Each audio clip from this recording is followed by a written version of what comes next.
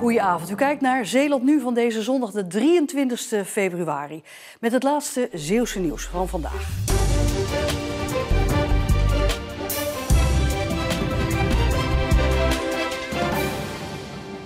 Hier in Terneuzen staan ze inmiddels 1,5 jaar. 5 kleine woningen voor mensen die in normale woonwijken voor overlast zorgen. Skevenhuizen worden ze genoemd. En inmiddels hebben andere Zeeuwse gemeenten ook interesse in deze woonvorm.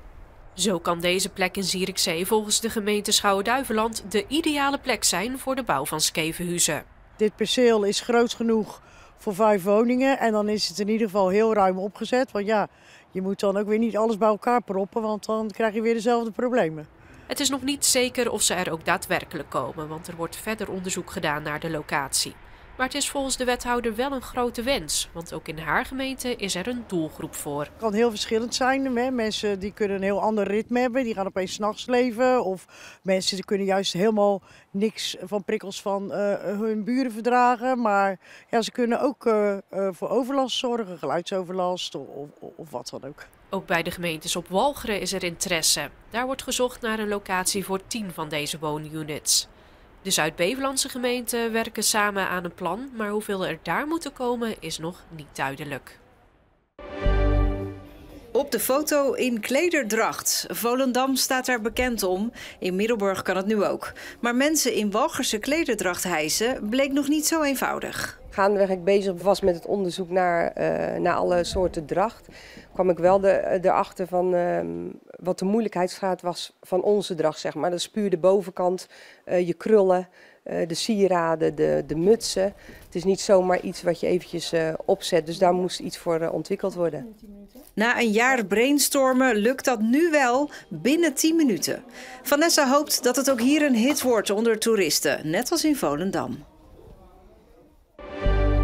Treinen, kermissen, vrachtwagens, er is echt voor ieder wat wils bij de grootste modelbouwshow van de Benelux hier in Goes. Modelbouwers laten er trots hun werk zien. Ik breek niks meer af, ik koop alleen nog maar bij, dat ik zeker weet dat ik alles wat ik bouw kan laten zien. En je doet dit ook samen met je vriendin, hè? Ja, zij bouwt bijvoorbeeld die reuzenrad, vindt ze helemaal geweldig. De kermisdingen bouwt zij. En ik ben meer van de kraan en de meer techniek, zeg maar.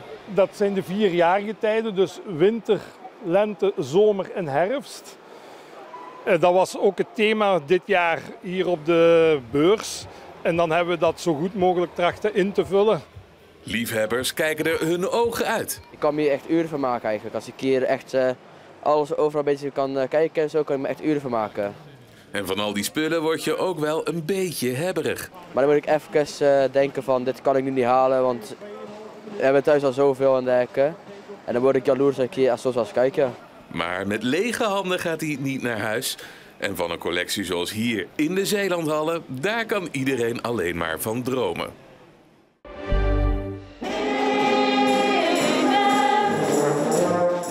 Het woord van God en een feest gaan prima samen. Dat bleek vanmorgen bij de traditionele carnavalsmis in de Pikpot, oftewel Kwadendamme. Carnaval en onze Rooms-Katholieke gemeenschap, het is onlosmakelijk samen. Maar misschien is dit na 22 jaar wel de laatste carnavalsmis. Het bisdom is van plan om de kerk te sluiten. Reden de oplopende kosten en de terugloop van kerkgangers. Dat was vandaag weer even anders. De verbondenheid die voelde je meer. Voor jou, Jacqueline? Ja, waardevolle viering gewoon met z'n allen. De vaste kerkgangers hopen dat deze drukte geen uitzondering is. Als iedere week weer zo is, dan was het probleem in één keer opgelost. Maar dat zal niet lukken, het zal ook niet zo wezen. Dat hoeft ook niet, maar misschien als het wel aanwakkert om toch een keer meer te komen. Dat er zoveel mogelijk parochianen blijven komen om toch de Eucharistie te kunnen blijven vieren, zodat ons kerkgebouw gespaard mag blijven. Maar eerst carnaval volgende week. Een feest dat niet minder gevierd wordt door de mogelijke sluiting. Het definitieve oordeel volgt waarschijnlijk over een aantal maanden. De dag begon bewolkt en op sommige plekken kon het zelfs een beetje mistig zijn. In de loop van de ochtend en begin middag brak de zon door met hier en daar wat hoge sluierbewolking.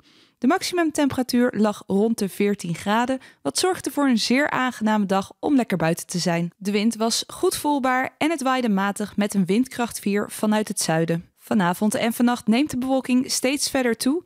In de loop van de nacht is er dan ook kans op een lokale bui.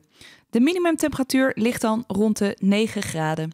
De wind blijft matig waaien vanuit het zuiden. Dan het weer voor morgen. Het wordt een grijze dag met bewolking en perioden met regen.